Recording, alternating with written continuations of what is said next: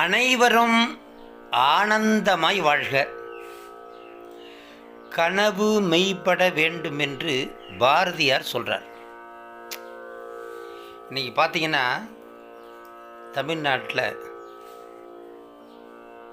மிகவும் சிரமப்படக்கூடிய ஒரு கிராமத்தில் இருந்து மிகவும் ஏழையாக இருந்து அங்கிருந்து வெளிவந்து கோடி கோடியாக சம்பாதித்தவர்கள் உண்டு.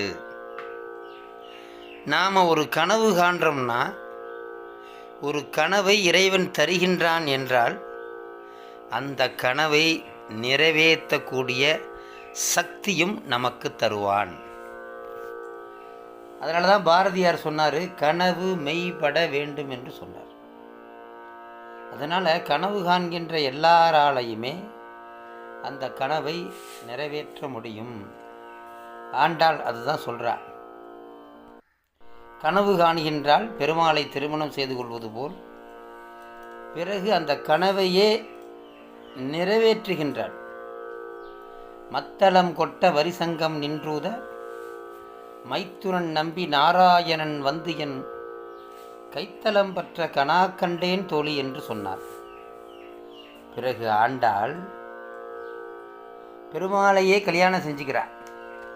அதனால் நாம் நினைக்கிறது எல்லாம் நடக்கும். கனவு காண்கின்றோம் என்றால் அந்த கனவை நிறைவேற்றவும் முடியும்.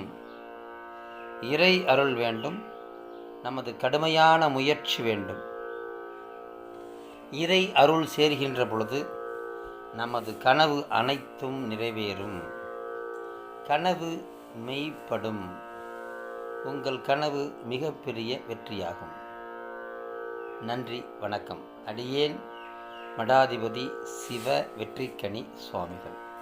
கனவு மெய்ப்படட்டும், கனவுகள் நிறைவேறட்டும்.